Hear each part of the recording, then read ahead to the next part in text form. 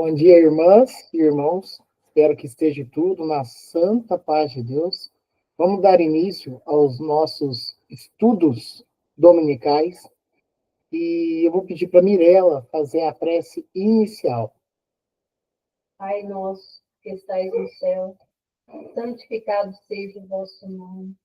Venha a nós o vosso reino. Seja feita a sua vontade, assim na terra como no céu. O pão nosso de cada dia nos dai hoje, Senhor. Perdoai as nossas dívidas, à medida em que perdoamos os nossos devedores. E não nos deixeis cair em tentação, mas livra-nos, Senhor, de todo mal, hoje, agora e sempre. Que assim seja. Que assim seja. Hoje os nossos estudos se concentram no livro Vinha de Luz, Médium Chico Xavier, Espírito de Emmanuel. E a lição de hoje é a de número 56, Maiorais.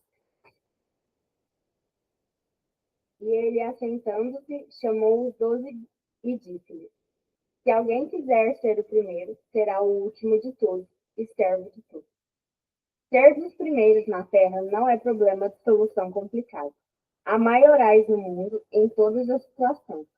A ciência, a filosofia, o sacerdócio, tanto quanto a política. O comércio e as finanças podem exibi-los facilmente. Os homens principais da ciência, com legítimas exceções, costumam ser grandes presunçosos. Os da filosofia, argutos sofistas do pensamento. Os do sacerdócio, fanáticos sem compreensão da verdadeira fé. Em política, muitos dos maiorais são tiranos. No comércio, inúmeros são exploradores e nas finanças, muitos deles não passam de associados das sombras contra os interesses coletivos. Ser dos primeiros, no entanto, nas esferas jurídicas da Terra, não é questão de fácil acesso à criatura vulgar. Nos departamentos do mundo materializado, os principais devem ser os primeiros a serem servidos e contam com a obediência compulsória de todos. Em cristianismo puro, os espíritos dominantes são os últimos na recepção dos benefícios, porquanto são servos reais de quantos lhes procuram a colaboração fraterna. É por isso que em todas as escolas cristãs há numerosos pregadores, muitos mordomos, turbas de operários, cooperadores do culto, polemistas valiosos, doutores da letra, intérpretes competentes, reformistas apaixonados, mas raríssimos apóstolos. De modo geral, quase todos os crentes se dispõem ao ensino e ao conselho, prontos ao combate espetaculoso e à advertência humilhante ou vaidosa, poucos surgindo com o desejo de servir em silêncio, convencidos de que toda a glória pertence a Deus. Maiorais. É uma lição muito significativa também, porque quando Emmanuel traz uma lição com o título de maiorais, é bem mesmo no literal, vamos dizer assim, e a gente tem que começar a compreender. Emmanuel, ele trata dessa lição, ou nós vamos tratar nos estudos desta lição, a respeito daqueles humanos que ocupam lugar de destaque, ocupam lugar de poder, ocupam lugar da riqueza, né, e de tantas outras vertências que pode direcionar a estes humanos, né, seres humanos, esses animais racionais que aqui habitam, né, e povoam aqui o planeta Terra, posições e cargos que chamam bastante a atenção. E aí, Emmanuel, ele pega uma passagem de Marcos, que está no capítulo 9, versículo 35, e ele pega essa passagem aqui, ó.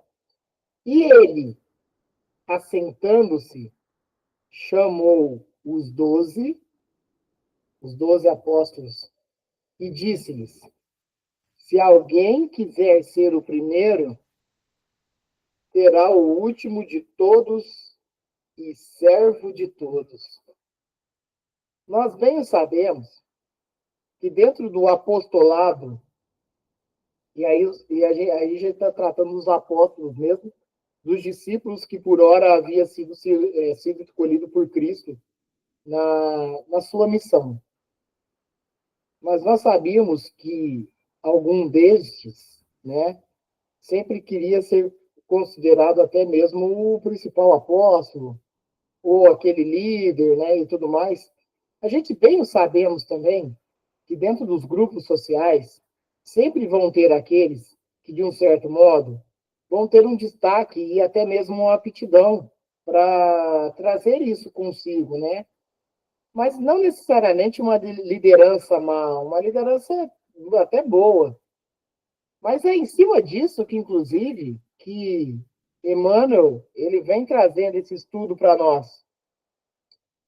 A gente pode perceber que, bem no começo da lição, ele vai citar que não é algo impossível e tão pouco, talvez muito difícil, de alguns ambientes você se destacar, você, você ser o, entre aspas, o maioral, fecha aspas, né?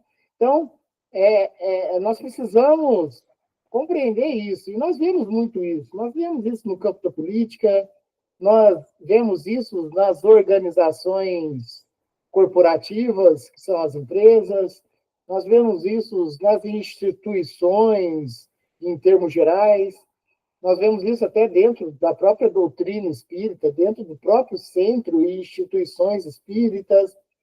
E está tudo bem, está tudo certo. Se faz necessário ter estes líderes ou estes imposições de destaque para poder, inclusive, nortear. Mas vejamos bem, por exemplo, o próprio Chico Xavier. Chico Xavier, ele não tinha uma postura destas de maioral. O maioral que, né? Mas ele se fez. Como assim, Rangel? Ele não era nenhum patrão e tampouco um líder religioso que faria com que seus fiéis o obedecessem. Mas, ao mesmo tempo, ele é o exemplo puro do que nós procuramos e devemos procurar a fazer. Então, nós temos essa questão que, por vezes, institucionais, corporativas, né, religiosas, políticas, aparecem estes líderes, mas, ao mesmo tempo, temos que compreender o quão saudável é este líder, o quão saudável é esse norteador que nós teremos que, de um certo modo, segui-lo, que nós temos que, de um certo modo, comportarmos igual, né? Vejamos bem hoje, nós estamos na atualidade, né, com muita questão dos influencers, né? Os influenciadores digitais, que tão pouco ele não precisa, né, ele ou ela, esses influenciadores, tão pouco precisa te conhecer, ele não vai te conhecer, e você vai segui-lo, e aí a gente precisa também fazer um filtro a respeito dos conteúdos, né? Por quê? Porque hoje nós temos dentro desses influenciadores os chamados criadores de conteúdos, né? E aí, esse conteúdo, ele vai trazer benefício ou ele vai trazer malefício, né? Enfim, vamos começar a partir do primeiro parágrafo e dentro desse campo de estudo, vocês fiquem bem à vontade de abrir o microfone, de até mesmo escrever, tá? E nós, dentro desse estudo coletivo aqui, compreender o que a lição nos traz. Primeiro parágrafo. Ser dos primeiros na Terra não é problema de solução complicada. Então, aqui, Emmanuel já começa destacando que ser o primeiro, ser dos primeiros na Terra. Ou seja, no campo encarnatório, no campo terreno material, ser dos primeiros na Terra não é problema de solução complicada. Há maiorais no mundo em todas as situações. Isso. Há pessoas que, de um certo modo, se destaquem, de um certo modo, dirigem e norteiam outras pessoas, que têm a sua significação em vários ambientes possíveis da nossa convivência humana. Então, isso é fato. Então, pera, não é problema de solução complicado, e aí Emmanuel está falando. Inclusive, há vários aí, em vários segmentos, em vários ambientes. É importante citar que estamos falando realmente do contexto material, né? No contexto nós aqui encarnados e tantos outros, inclusive nessa posição de liderança, de gerência, né, é, dos, dos cargos hierárquicos mais altos, né?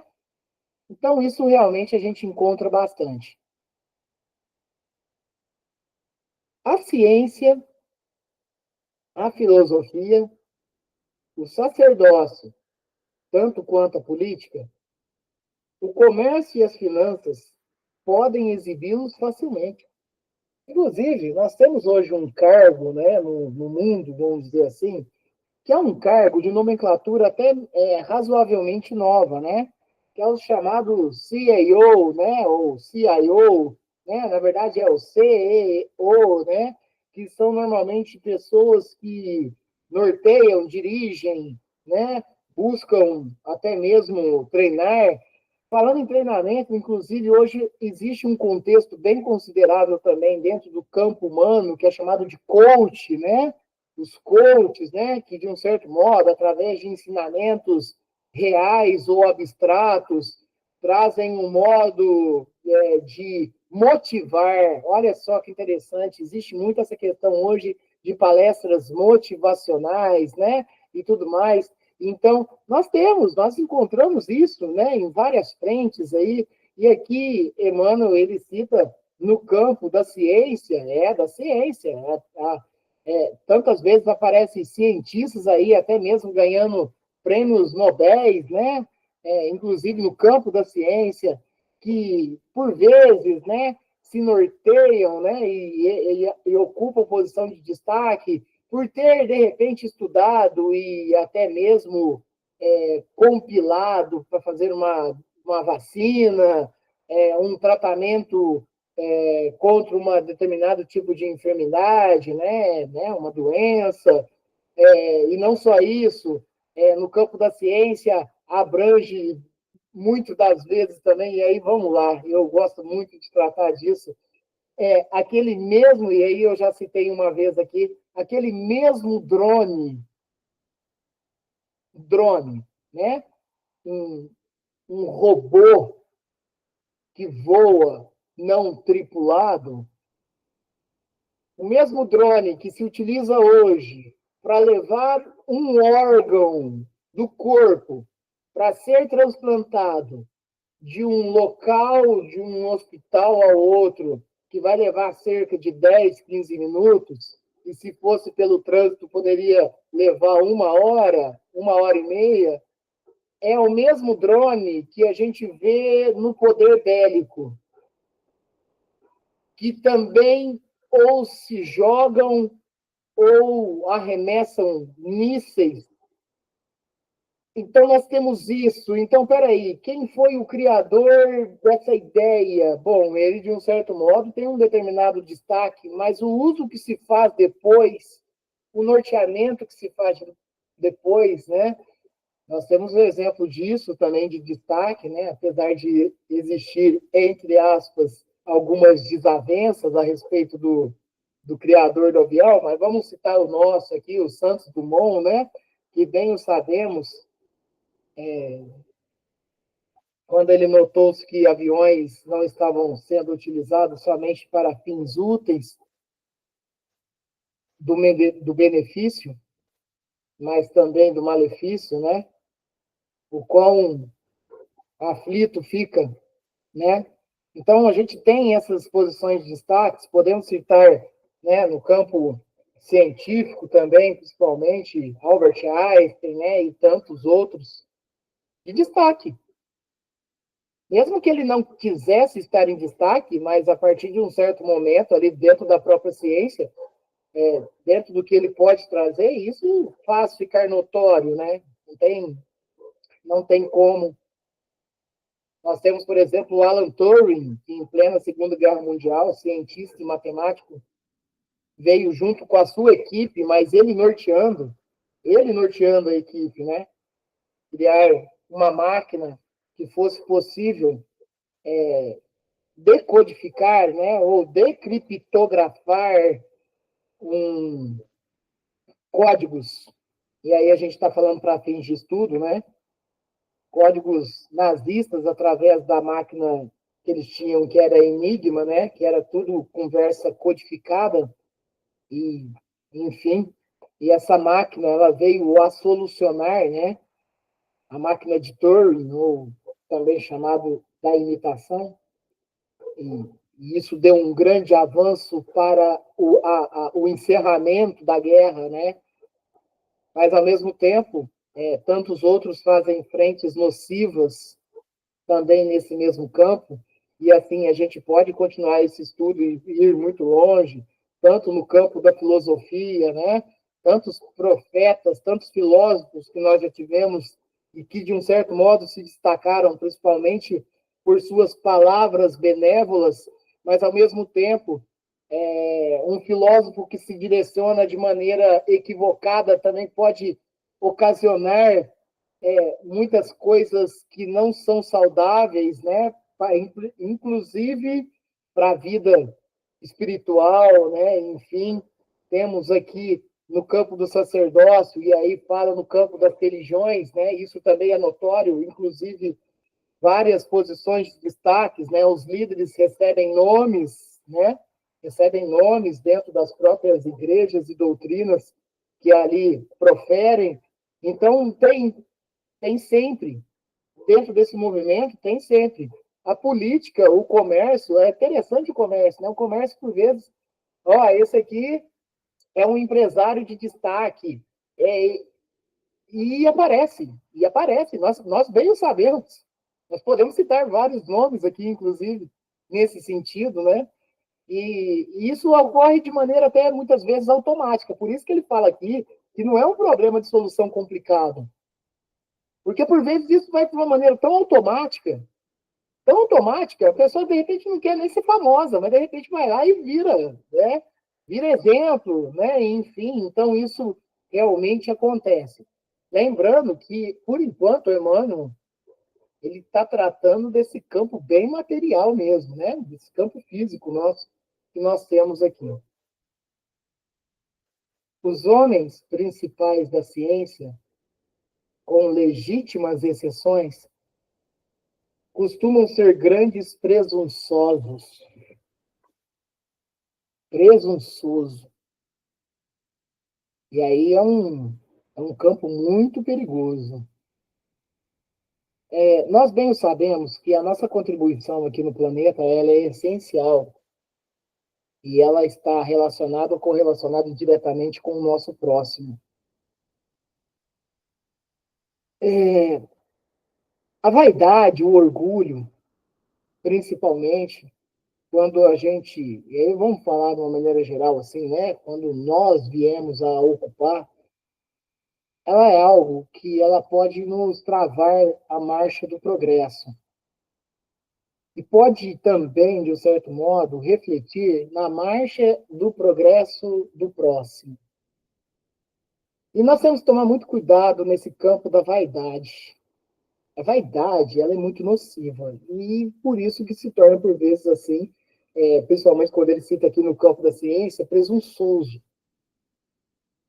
Fiquemos atentos, observemos. Observemos a nós mesmos, observemos o quão nós estamos engajados na nossa reforma íntima e no nosso campo da mudança, mas observemos também esses exemplos que, por vezes, nos mostra e nos aparece. E por isso que o desenvolvimento moral e intelectual vai fazer com que, muitas das vezes, um determinado pessoa de destaque, eles não norteiam para um lado muito ruim. Mas vamos continuar aqui. Os da filosofia, argutos sofistas do pensamento. É interessante também essa campo da filosofia, né? Porque, por vezes, filósofos, né? E aí eu falo com um contexto geral, ele vem realmente dentro do seu campo de estudo e dos pensamentos, né? Na questão do estudo da vida e tudo mais, mas não quer dizer que ele também seja o dono da verdade absoluta.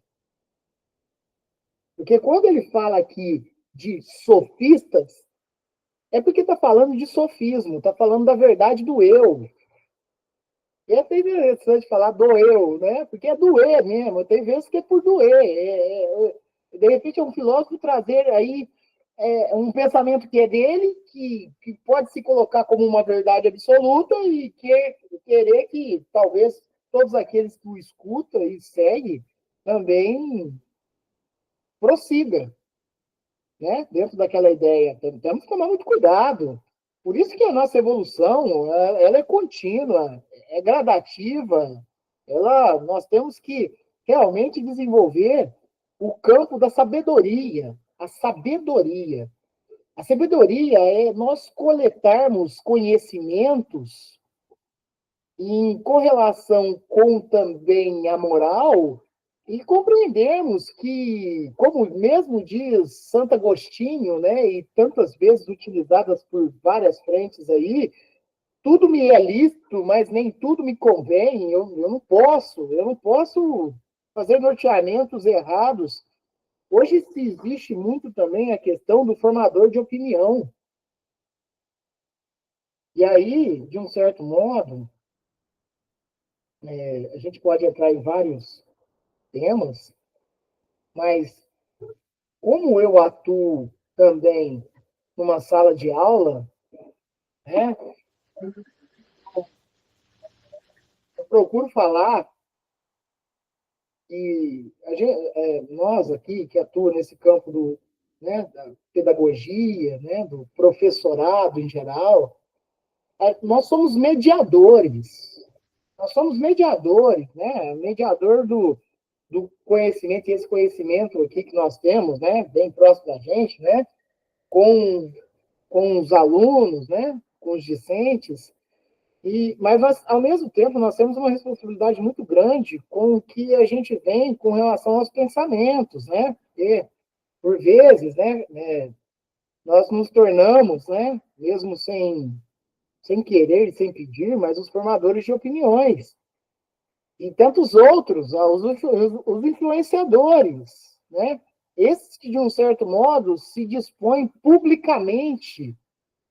Então, nós temos que tomar muito cuidado com isso. E, tipo, eu penso um determinado item, como um filósofo faz, um pensamento de cotidianos da vida, e eu lanço isso, precisa ver a responsabilidade disso tudo. Precisa ver a responsabilidade disso tudo. E por isso que tem que ter muita cautela. E não é uma cautela só de quem está do lado de cá, é de quem está do lado de lá também, né? Que está escutando, né? E de quem está proferindo, né? Muito cuidado. E por isso que aqui Emmanuel cita os filósofos, alguns destes, quanto argustos sofistas, que carreguem a verdade, que acham que é o correto e que é o dele, e que se torna até absoluto, e faz com que as pessoas tenham que acreditar nisso e não necessariamente é desse formato. Em política, aí ele fala, os do sacerdócio fanáticos sem compreensão da verdadeira fé. Já venho tratamos muito das vezes a respeito realmente da fé cega, mas por vezes até mesmo a falta de fé cega ocorre dentro destes meios, né? Então, bem sabemos, já citamos aqui agora mesmo, nós sabemos que as igrejas como um todo aí, né, os sacerdócios possuem as hierarquias, e essas hierarquias por uma questão até cultural, tantas vezes tão respeitada, e claro, o respeito ele cabe em qualquer campo, mas não é a qualquer momento que um líder religioso vai proferir um ensinamento e que aquele ensinamento também tenha fundamentos da verdade divina, tenham fundamentos da verdade divina. Muitas das vezes aqui, né, nós aqui estudando e eu aqui também, né, tentando e me esforçando muito e pedindo muito para a espiritualidade me nortear também, para não vir a proferir nenhum tipo de palavra nociva e que também não esteja com a verdade, mas a gente se engana, a gente se equivoca, a gente vem trazendo coisas também que talvez não, não faz parte da base que nós aprendemos a todo momento, né? Nós temos que ter, procurar ter, exercitar ter a humildade possível de saber que, de tantas outras vezes, a gente equivoca, a gente erra, e pedir perdão quando for necessário por qualquer equívoco que possa vir a proferir, né?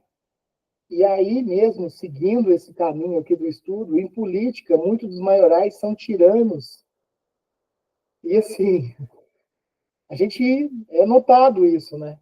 Nós notamos isso no campo das administrações públicas, da política como um todo, dos ataques que se proferem contra um ao outro, do tipo do atendimento, né? Determinadas políticas procuram, né? Tentam, porque ainda existem pessoas sérias, tentam ir para um campo mais social, que atenda mais o povo, um campo mais financeiro, para também atender o povo, mas também atender aos maiorais também, de outros segmentos, enfim, todo esse movimento, e por vezes tantos equívocos, e por vezes tantas mãos erradas. Nós vemos, nós notamos isso, nós, né, lemos as notícias com fundamentos de verdade, e vemos que, de repente, as coisas não vão bem também, né, enfim. E, assim, a necessidade que nós temos também, nós, desse outro lado aqui, né, não da política, estudar mais, compreender mais de tudo que ocorre, para também não cair em falácias que nos tapeiem dentro da romagem humana, dentro do nosso trajeto de vida, né? Isso aqui é a lição de Emmanuel. Emmanuel está trazendo isso aqui para nós hoje, os maiorais, né? O quão importante eles são, mas o quão também, tanto do lado do bem quanto do lado do mal, isso pode nos acarretar um progresso comprometido, né? Então, ele fala aqui também da questão da política, muitos dos maiorais são tiranos, no comércio, inúmeros são exploradores, e nas finanças, olha, no comércio, muitos são exploradores. A gente pode notar isso também, né? Que por vezes se fala assim, tirou taxa daqui, tirou taxa do governo federal, tirou taxa do governo estadual, todo mundo está, né, no campo, e aí vamos lá, no campo político, isso está ocorrendo. E, de repente, num determinado local, os preços não abaixam, né? Nós tivemos exemplo aqui, por exemplo, do combustível, né? Em outros lugares já estavam mais baratos, aqui nem tanto, né? Enfim, mas por quê? Por que está ocorrendo isso ainda, né? O que acontece? Enfim, então aqui a gente traz um exemplo, por exemplo, de quando ele fala que no comércio inúmeros são exploradores, e nas finanças, muitos deles não passam de associados, e aí Emmanuel vem pesado aqui, associados das sombras contra os interesses coletivos das finanças. Sombras, sombras. Sombras que, por vezes, enxergam a si mesmo. Nós já fizemos estudos disso aqui. De repente, uma empresa está com 500 funcionários e toda a sua classe mais alta ali da empresa, né? Os chamados, né? Os empresários, né? E tudo mais, eles têm um determinado tipo de ganho. E aí, por exemplo, essa empresa caiu a produção e tinha 500 funcionários. E aí, por vezes, o empresário, ele fala, ó, o meu salário não pode abaixar, então eu vou mandar metade dos meus funcionários para o meu salário continuar o mesmo. Que é isso, é esse exemplo, são estes exemplos e tantos outros a gente pode citar a respeito de que nas finanças, muitos deles não passam de associados às sombras contra os interesses coletivos.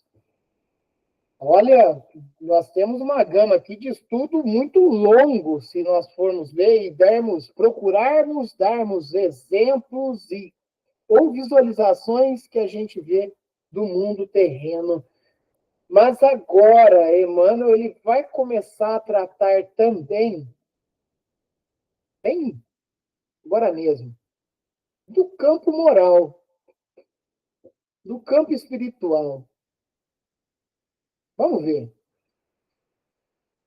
Ser dos primeiros, no entanto, nas esferas de Jesus sobre a terra, não é questão de fácil acesso à criatura vulgar. Vamos ver aqui, ó. Primeiro parágrafo. Ser dos primeiros na terra não é problema de solução complicada. Pois bem, ser dos primeiros, no entanto, nas esferas de Jesus sobre a terra, aí é diferente. Um era o campo material mesmo. Agora nós estamos mais voltados para o campo moral e espiritual, principalmente na terra, sobre os ensinamentos e os aprendizados que Jesus nos passou. Jesus sobre a terra não é questão de fácil acesso à criatura vulgar. Essa requer um esforço nosso enorme. Requer um esforço nosso enorme. Sabe por quê? Porque nós conflitamos muito o nosso progresso moral com o nosso progresso material. Nós bem sabemos que nós vivemos aqui na carne, que nós vivemos aqui nesse campo material. Mas nós não podemos esquecer nunca que nós somos espíritos eternos, espíritos viajores de escala em escala para adquirir a evolução, principalmente moral, necessária. E aí, nesse conflito, que dentro do nosso, né, dos nossos estudos, inclusive do Livro dos Espíritos, tão logo chegará, uma questão de como que nós podemos reconhecer um verdadeiro espírita. E a resposta dos espíritos vai ter algo em torno disso. Olha, vai reconhecer o verdadeiro espírita, ou até mesmo nós podemos colocar como um verdadeiro cristão, aquele que está numa luta laboriosa contra as suas más tendências, aquele que se renuncia a todo instante, aquele que está proposto a melhorar. E aí é esse conflito que ocorre a todo momento, quando nós nos confrontamos, principalmente, com a verdade material. Vamos ver o que Emmanuel nos orienta e nos ensina com relação a isso. Nos departamentos do mundo materializado, os principais devem ser os primeiros a serem servidos. E é de muito tempo isso ocorre. Os grandes colonizadores do mundo, aqueles que iam em busca de terras, aqueles que brigam por territórios, nos departamentos do mundo materializado, os principais devem ser os primeiros a serem servidos. E contam com a obediência compulsória de todos. São os líderes e os liderados. É o sacerdócio máximo e os seus fiéis. É a política e o povo. Quer dizer, no mundo terreno, nós nos confrontamos a todo momento com isso. Mas é importante também situarmos que dentro de cada um de nós temos um poderio de criar luz e paz, de reverberar o amor e a bondade. E que dentro da evolução moral vai fazer, por exemplo, que nós não comprazemos, nós não aceitemos determinados dogmas, independente de serem religiosos. Estou falando dogmas como um todo. Que isso já nos faz, de um certo modo, também evoluirmos. Evoluirmos. Então é importante compreender isso. Repare que aqui, Emmanuel ele cita a respeito daqueles que são os líderes, quererem sempre que os que estão por debaixo dele os atendam. É aquele papo assim, de tipo assim, ó, eu estou te pagando e você vai ter que me servir. Eu estou te intuindo e você vai ter que me servir. Eu estou te norteando, você vai ter que me servir. Você vai ter que me servir. Olha, no mercado financeiro, por exemplo, por vezes a gente encontra coisas assustadoras. Ó, eu estou te pagando e você tem que fazer. Não importa a condição que você está. Conheço uma pessoa que escutou de uma líder, e essa pessoa estava passando por um momento muito difícil de transtorno de ansiedade. Ela escutou da líder dela o seguinte: eu não quero te ver sofrendo. Intuindo que iria até mesmo demitir. Intuindo. Pelo tom e pelo pensamento e pelo proferir das palavras. Se for para continuar desse jeito, você sofrendo, é bom você não estar mais aqui. O quanto que isso... quer dizer, o mercado financeiro ele não te dá um tempo. Muitos não dão um tempo para você se recuperar, para você se reerguer. Não dá um tempo. Aí por isso que, por vezes, se trata tanto assim, né? E principalmente no campo, né? Eu até cito a minha prima Fabiana, até no campo da psicologia, porque o que você acha que, por exemplo, no mundo terreno, né? E aí as pessoas desvalorizam bastante hoje. Porque a gente tem que tomar muito cuidado com isso. A gente tem que reeducar nossas palavras e os nossos termos. Isso é fato. Isso é fato. Nós temos que reeducarmos. A gente não pode conversar qualquer bobeira mais. O que a gente conversava lá nos anos 80, 90 e dali para trás, que era de cunhos preconceituosos, cunhos de todos os tipos ali, a gente tem que mudar nosso linguajar. Isso não é humano, isso é espiritual. Isso é espiritual. Nós temos que nos reeducarmos. E aí existe um termo hoje, dentro da própria saúde mental, dentro da própria psicologia, que é chamado de burnout, que é realmente hoje consolidado uma doença de pessoas que estão sendo pressionadas dentro dos empregos, que estão sendo, né, estão tendo que trabalhar sobre uma pressão descomunal. E a pessoa vai se tornando um ato ali de cansativo, um ato depressivo, um ato de síndromes. E a pessoa hoje ela tem o direito, depois de atestado, né, estar com burnout, de ter um tempo para recuperar. Nossa, mas antigamente não tinha isso. Nossa, graças a Deus que não é antigamente mais, porque a gente tem que evoluir. E tem que se ter, sim, esses tipos de diagnósticos, tem que ter. E por isso que aqui reforça o tom de que os maiorais do mundo querem ser servidos e, por vezes, não medem esforços para comprometer aqueles que os seguem, aqueles que os servem, aqueles que atuam para não só uma compreensão total, né, e um ambiente total da empresa, mas também para servir aquele que está dando a oportunidade do emprego. É uma via de mão dupla aí, né? Precisamos. E aí são exemplos que nós trazemos para cá, dentro de um estudo espírita com um estudo cristão, compreender que esses maiorais do mundo estão aí e sempre estarão aqui, pelo menos no estágio inicialmente de provas e expiações que estamos, né? Sempre terão.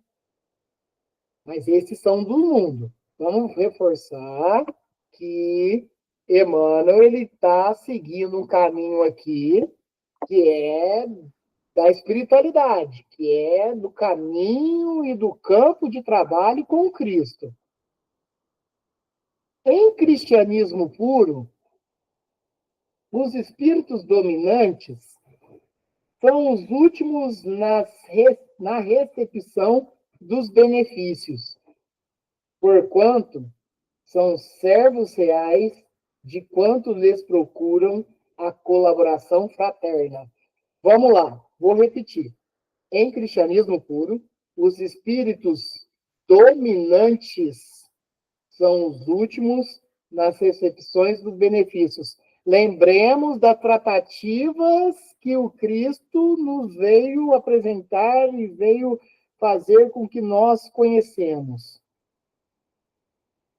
Os últimos serão os primeiros, e os primeiros serão os últimos no reino dos céus.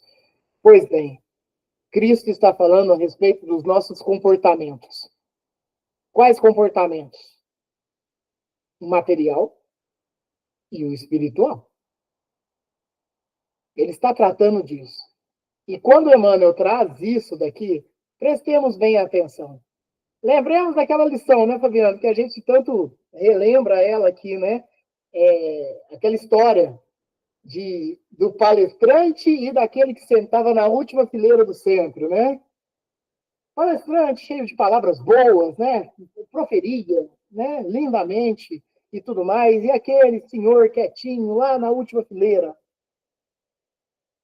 Quando ambos se confrontam lá no plano espiritual, aquele da última fileira num estágio muito mais elevado. Aí eu falei, e aí é interessante, né? Porque aí a gente pode citar sobre a vaidade e o orgulho nesse sentido. Mas eu falava, eu ensinava, eu proferia, e você está na minha frente. Mas eu fazia o que você falava. É disso. Está entendendo o que é primeiro e último no reino dos céus? Aquele que pratica. Aquele que pratica o cristianismo. Aquele que se esforça em evoluir moralmente. Que não tem um poderio muito grande aqui na Terra. Ele não tem um poderio muito grande. Vejamos Chico Xavier. Um rico, um tesouro no céu. O tesouro espiritual, o tesouro moral, o verdadeiro tesouro. Não foi rico materialmente na Terra. Inclusive, sob a tutela de Emmanuel, né? Sempre o acompanhando. Olha o mentor de Chico, Emmanuel. Quando Chico Xavier, talvez, dentro das poucas vezes, dava uma titubeável, Emmanuel chegava e falava, você tem 2 ternos aí? Por que você tem 2 ternos? Você tem um corpo só? Ia lá e doava. E olha, se variasse, doava os 2 ternos. Doava os 2 ternos, doava. O Chico Xavier foi um dos grandes consoladores do cristianismo e que a doutrina espírita esteve aqui com a gente. É um dos grandes consoladores. É o trabalhador do Cristo. É o trabalhador do Cristo aqui no planeta. Quem será que está numa condição melhor no plano espiritual? Chico Xavier? Ou aquele que já foi pela revista Forbes o bilionário aqui na Terra? Quem será? Os primeiros serão os últimos e os últimos serão primeiros no reino dos céus. Emmanuel vem reforçando isso. porquanto são servos reais de quanto lhes procuram a colaboração fraterna. Vamos trabalhar na fraternidade, vamos trabalhar nas irmandades, nos irmãos, irmãs que temos aqui. Vamos colaborar para o campo do cristianismo. Jesus disse, o campo é farto, o campo é grande, mas são poucos os ceifeiros, são poucos aqueles que se comprometem no trabalho do bem, no trabalho do amor. Mas Jesus a todo momento nos convidou. A todo momento nos convidou. É por isso que em todas as escolas cristãs há numerosos pregadores, muitos mordomos, turmas de operários, cooperadores do culto, polemistas valiosos, doutores da letra, intérpretes competentes, reformistas apaixonados, mas raríssimos apóstolos. Nossa, é de arrepiar. É de arrepiar. Porque são raríssimos os apóstolos que estão, talvez, comprometidos com o trabalho que têm a executar. Lembremos do palestrante e o senhor da última fileira do centro. Quantos estão prospectando um auxílio logo ali na frente, na nossa tomada do tempo? E por isso é uma chamativa para todos nós. Para todos nós. Porque isso aqui me fez me sentir pequeno. Mas por quê? Foi Emmanuel? Foi Emmanuel me elucidando tanto que eu preciso melhorar. O quanto que eu preciso melhorar.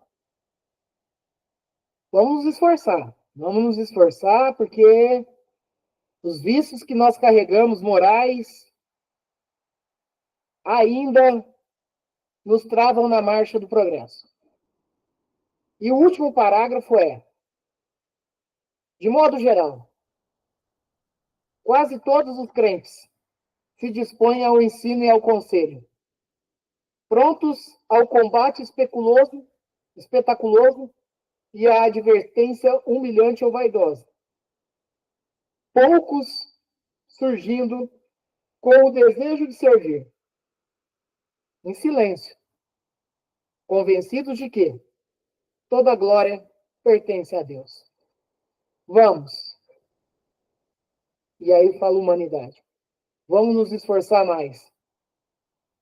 E mesmo que não seja, nós somos cristãos. Seguimos o dogma do caminho, da verdade e da vida, que é Jesus Cristo. Mas mesmo que não sejamos, dentro da humanidade, dentro do cristianismo, procure a luta laboriosa do trabalho contínuo, no campo da caridade, do perdão, eximindo, ou exaurindo, ou extinguindo todo, vaidade, orgulho, egoísmo, inveja, ciúme, qualquer vício moral que pode realmente nos travar no caminho da terra. Não é fácil. Por que não é fácil? Como mesmo Emmanuel cita. Porque nós conflitamos a vida material com o nosso estado de espírito, com a nossa condição espiritual. Nós temos que viver a matéria. Mas bem o sabemos, dentro de grandes exemplos que tivemos e que ainda temos, que o trabalho espiritual, ele se faz necessário. Lembremos de Saulo de Tarso na estrada de Damasco, quando Jesus lhe aparece como uma luz que o cega. É essa mudança que nós temos que estar comprometidos a realizar aqui, nessa nova oportunidade que nós temos aqui, nessa reencarnação, nesse modo que estamos aqui hoje. Próxima lição, do Vinha de Luz, é a de número 57. Não te afastes. E no próximo domingo, iremos estudar o livro dos Espíritos. Alguém quer contribuir, quer falar alguma coisa? Fiquem à vontade.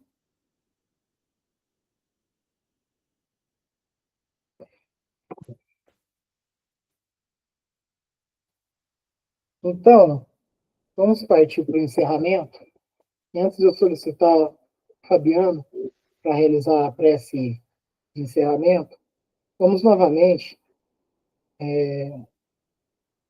nos concentrarmos e direcionarmos fluidos nossos benéficos, a energia que nos é própria, para aqueles irmãos e irmãs encarnados que estão passando pelos sofrimentos, pelas provas e expiações, doenças e enfermidades, que estão passando por situações bastante dificuldades aqui nas vivências humanas, seja levado aqueles que estão nos hospitais, sejam levados aqueles que estão nas casas de acolhimento, nas casas de repouso, seja levado aos nossos irmãos e irmãs que estão em condição de rua, e todos aqueles que internamente, mesmo a gente não sabendo e não notando, estão passando por turbilhões de sentimentos que o fazem sofrer também. Seja levado, irmãos e irmãs que desencarnaram, que estão já no mundo espiritual, alguns destes nem sabendo, não compreendendo essa nova vivência, achando ainda que estão encarnados, que eles possam abrir a margem, ter a humildade, por muitas vezes, de serem socorridos pela espiritualidade, seja levado àqueles que ainda sentem as dores do mundo no plano espiritual, aqueles que estão passando por ainda ambientes não saudáveis no plano espiritual, os umbrais como um todo, que eles também possam abrir a margem para serem socorridos pelo pronto-socorro espiritual, para aqueles que estão estendendo a mão para essa ajuda e auxílio, seja levado àqueles que já estão nos hospitais espirituais, estão também nas casas de acolhimentos espirituais, seja um agradecimento aos espíritos, aos nossos mentores, aqueles que nos norteiam, que nos ensinam, seja levado a toda a espiritualidade por todo o seu trabalho. Obrigado a Jesus Cristo. Obrigado a Deus. Fabiano, você faz a prece de encerramento para nós? Faço em Angel. Pai nosso que estás nos céus, santificado seja o vosso nome. Venha a nós o vosso reino e seja feita a vossa vontade, assim na terra como nos céus. O pão nosso de cada dia nos dai hoje. Perdoai as nossas ofensas, assim como nós perdoamos a quem nos tem ofendido.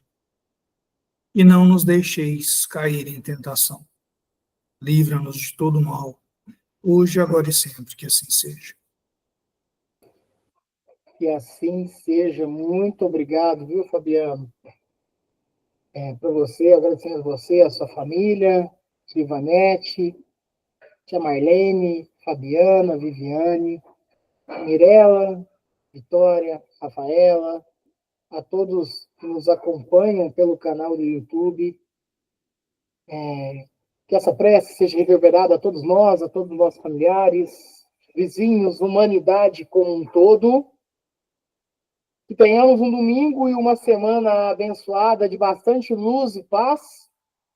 E que, se Deus quiser, domingo que vem, estamos aqui novamente estudando. Muito obrigado, viu, gente? Que assim seja. Que hoje seja um bom domingo para todos, uma boa semana. E até domingo que vem, se assim Deus permitir.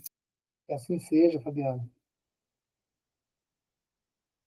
Tchau, tia.